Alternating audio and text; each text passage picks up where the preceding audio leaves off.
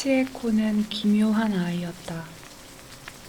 고아원에 있을 때는 그저 한없이 귀엽고 천진난만하기만 한 아이였지만 5살 되던 해 봄에 고지마치의 반초에 살고 있는 어느 기관장의 집에 입양된 지 1년쯤 지나자 웬일인지 보통 아이들과는 달라져 갔다. 키가 별로 자라지 않는 데다가 아이들 특유의 불그레한 볼은 언제부턴가 사라져버리고 투명할 만큼 하얗게 되어가면서 쌍꺼풀 친 눈만이 점점 더 커져갈 뿐이었다. 그와 동시에 말수가 적어져서 얼핏 보면 벙어리가 아닌가 싶을 정도로 조용한 아이가 되었다. 그리고 가끔 입을 열 때면 그 큰 눈을 한껏 부릅뜨고 뚫어지게 상대의 얼굴을 바라본다. 그러고는 작은 아랫입술을 몇 번이고 몇 번이고 빨아들이거나 내밀다가 불현듯 또렷한 말투로 엉뚱하게 조숙한 말을 내뱉곤 했는데 그것이 또 치에코를 견딜 수 없이 애처롭고 영리한 아이로 보이게 만들어서 부모는 자랑스러워하며 귀여워했다. 치에코의 가장 나쁜 버릇인 늦잠조차도 꾸짖기는커녕 오히려 손이 덜 가는 아이라며 자랑거리의 하나로 삼을 정도였다. 하지만 치에코에게는 또 하나 기묘한 그러나 그다지 남의 눈에 띄지 않는 특징이 있었다. 그것은 아무것도 없는 허공과 지붕의 경계라든지 나무 줄기의 한 부분이라든지 방구석 같은 곳을 가만히 한없이 응시하는 버릇으로 바로 가까이서 불러도 알아채지 못하고 하늘 한가운데 떠있는 구름이라든지 더러워진 흰 벽의 중간 같은 곳을 열심히 올려다보고 있곤 했다. 어머니는 이 버릇을 눈치채고는 있었지만 얌전한 아이에게는 흔한 일이라 그다지 신경 쓰지 않았다. 아무리 불러도 오지 않을 때 치에코, 뭘 보고 있는 거니? 하고 꾸짖기도 했지만 정말 무엇을 보고 있는지 물어본 적은 한 번도 없었다. 그런데 치에코가 6살이 된 해 가을 끝 무렵 외국 항로에 나가 있던 아버지로부터 새빨간 새 깃털 외투가 배달되어 왔다. 일본 옷에도 입힐 수 있는 종 모양의 색다른 것으로 그 진홍색이 말할 수 없이 우아해 보였다. 어머니는 곧장 그것을 치에코에게 입히고 자신도 귀부인처럼 화려하게 차려입고는 요시야로 활동사진을 보려 데려갔다. 어머니는 어느 쪽이냐면 마른 편이고 키가 보통 여자 이상으로 쭉 뻗어 있어서 치에코의 손을 잡고 가는 것이 다소 답답해 보이기도 했지만 그래도 둘 다 새 펠트 조리를 신고 들떠 있어서 누가 봐도 진짜 모녀로 보였다.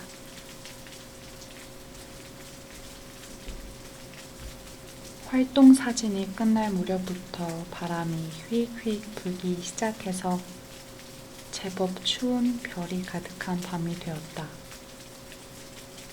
그 속을 두 사람은 손을 맞잡고 돌아오다가 와카바 여학교 옆에 인적이 끊긴 좁은 길로 들어서자 치에코가 갑자기 멈춰서서 어머니를 붙잡았다. 그리고 평소보다 훨씬 또렷한 목소리를 건물과 건물 사이에 칠흑 같은 어둠에 올렸다. 어머니, 어머니는 깜짝 놀란 듯 돌아섰다. 왜 그러니, 치에코? 저기에 아버지 얼굴이 있어요. 라고 말하며 치에코는 작은 손가락을 들어 높고 높은 여학교 지붕 위를 가리켰다. 어머니는 섬뜩한 듯 무의식 중에 잡고 있던 손에 힘을 주며 꾸짖었다. 뭐라는 거니, 그런 터무니없는 소리. 아니에요, 어머니. 저건 아버지 얼굴이에요. 저기요. 봐요. 눈도 있고, 코도 있고, 입도, 그리고 모자도. 어머나, 기분 나쁜. 아버지는 배를 타고 서양에 가 계시는 거야. 자, 빨리 가자꾸나. 하지만 저기 저렇게 똑같아요. 봐요. 눈 부분의 별이 제일 밝게 빛나고 있어요. 어머니는 말없이 치에코의 손을 끌어당기며 걷기 시작했다. 치에코도 함께 총총 뛰어갔지만 잠시 후 다시 불쑥 말을 꺼냈다. 어머니, 뭐니? 있잖아요. 우리 집 다실 벽이 저번 지진 때 갈라졌잖아요. 지그재그로. 거기에 어떤 아저씨나 아주머니 얼굴이 있어요. 큰 것도 작은 것도 여러 개 늘어서 있고, 그리고 또 여기저기 여러 곳에 사람 얼굴이 있어요. 옆집 창고 벽이며 우리 집 부엌 천장이며 앞집 대문의 판자며 외화나무 가지며 나뭇잎 그림자 같은 걸 잘 보고 있으면 여러 사람 얼굴이 보여요. 오늘 어머니가 보여주신 활동사진의 나쁜 왕이든 예쁜 언니 얼굴이든 분명 어딘가에 있어요. 내일이 되면 제가 꼭 어머니 잠깐 저기에 라고 말하다가 치에코는 또다시 어머니의 손을 잡아 끌었다. 저기요. 저 전신주 위에 작은 별이 여러 개. 자주 우리 집에 오시는 보험회사 아저씨 얼굴이에요. 어머니랑 친한. 어머니는 화들짝 놀라듯 우뚝 섰다. 아랫입술을 지그시 깨물고 치에코의 얼굴을 내려다보았다. 바들바들 떨리는 하얀 손끝으로 헝클어진 귀 윗머리를 쓸어올리며 무서운 듯이 슬금슬금 주위를 둘러보다가 무슨 생각이 들었는지 갑자기 사납게 치에코의 손을 뿌리치고 종종걸음으로 뛰어갔다. 어머니, 기다려요. 하고 치에코도 뛰어갔지만 돌부리에 걸려 푹 넘어졌다. 그 사이 어머니는 급히 골목길로 꺾어 들어가 버렸다. 치에코는 흐느적거리며 울면서 일어나 뒤를 쫓아갔다. 울다가 멈춰서고 뛰다가 울면서 모퉁이의 바람에 흩어져 가듯 골목을 몇 번이고 돌아서 오랜 시간이 걸려 겨우 아직은 골목 모퉁이까지 오자 앞집 대문의 어두운 처마든 그늘에서 새하얗고 무서운 얼굴을 내밀고 이쪽을 보고 있는 어머니 얼굴을 발견했다. 치에코는 그대로 멈춰서서 큰 소리로 울음을 터뜨렸다. 그 뒤로 어머니는 치에코를 별로 귀여워하지 않게 되었다. 치에코는 이제 곧 학교에 갈 나이니까 혼자서 자는 연습을 해야 한단다. 라고 말하며 다실에 따로 이불을 깔아 재우고 자신은 혼자 안방에서 자게 되었다.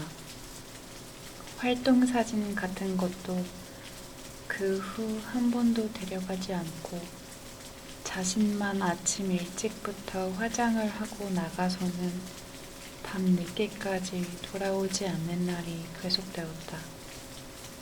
돌아오는 길에 치에코가 좋아하는 그림책을 사오는 일도 없어졌다. 하지만 치에코는 별로 쓸쓸해하는 기색이 없었다. 그렇다고 한여와 노는 것도 아니고 지금까지처럼 낡은 그림책을 반복해서 펼쳐보거나 여러 가지를 가만히 응시하거나 사람 얼굴 같은 것을 땅바닥에 그렸다 지웠다 하며 놀았다. 그러다 해가 저물어 하녀와 함께 다실에서 밥을 먹고 나면 곧 구석에 깔아둔 이불 속에 탕파를 넣어받고 작은 몸을 파고들었다. 그래도 늦잠은 여전히 자서 어쩌다 보면 2, 3일씩 어머니 얼굴을 못 볼 때도 있었다. 너는 왜 그렇게 늦잠을 자는 거니?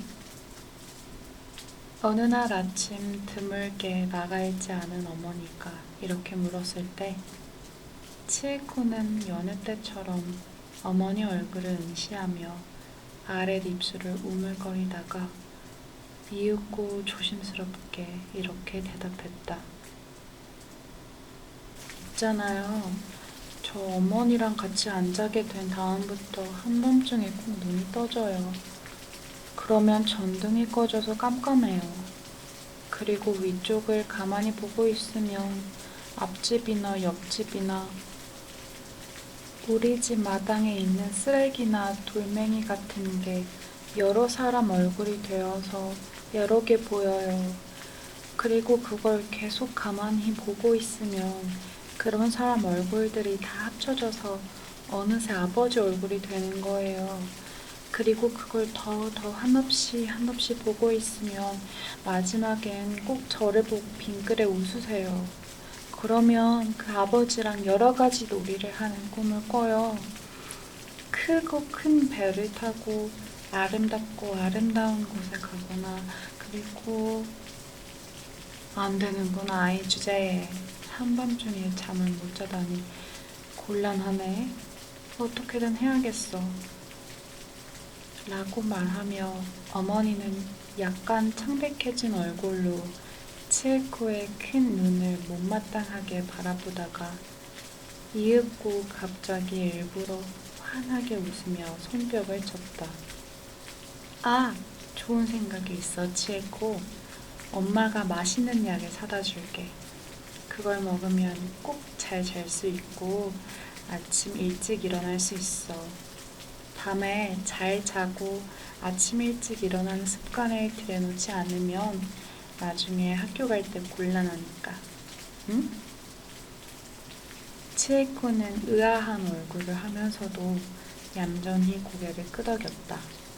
그리고 그날 밤부터 어머니에게 환약을 먹고 자게 되었는데 그 덕분인지 다음날 아침은 비교적 일찍 눈을 떴다. 그 이후로 어머니는 또 이상하게 집에 붙어있게 되었다. 아침 화장도 그만두었지만 대신 저녁이 되면 갑자기 들떠서 목욕탕에 가거나 꾸미고는 아직 밝을 때 저녁밥을 마치면 하녀와 치에코를 재촉해서 재웠다. 그리고 치에코가 한 번이라도 늦잠을 자면 그날 밤부터 환약을 한 알씩 늘렸고 한 달도 안 되어 알의 개수가 처음에 2배쯤 되었다. 치에코는 날로 말라가고 안색이 나빠져 갔다.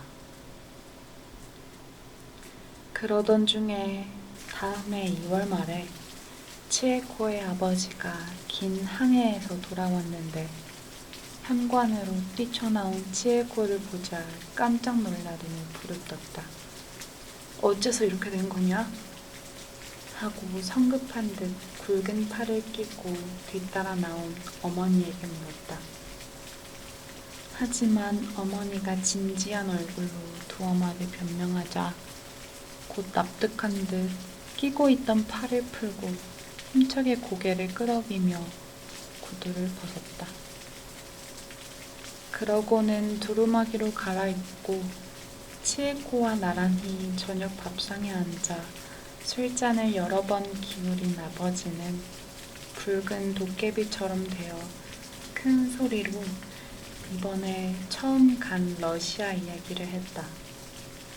그 사이사이에 치에코가 요즘 특별히 얌전해졌다는 이야기를 듣거나 오랜만에 틀었다는 어머니의 쪽진 머리를 칭찬하며 껄껄 웃기도 하다가 그 끝에 문득 생각난 듯 벽시계를 돌아보더니 밥그릇을 내밀며 호통쳤다. 야, 밥. 너도 빨리 끝내고 준비해. 지금부터 셋이서 활동사진 보러 갈 거야. 네? 활동사진 보러 간다고 요시야로. 급하게 쟁반을 내밀던 어머니의 얼굴이 순식간에 어두워졌다. 겁먹은 듯한 눈빛으로 치에코와 아버지의 얼굴을 번갈아 보았다. 뭐야?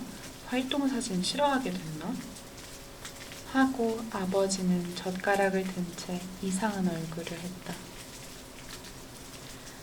어머니는 울다 웃는 듯한 표정으로 바뀌며 고개를 숙이고 밥을 퍼담았다. 그런 건 아닌데 저 오늘 밤 왠지 머리가 아픈 것 같아서요. 아버지는 손바닥으로 얼굴을 쓸었다. 그거 안 되는데. 반년 만에 남편이 돌아왔는데 머리가 아프다는 법이 어디 있어. 뭐 괜찮아. 그럼 작년에 보낸 그 외투 꺼내놔.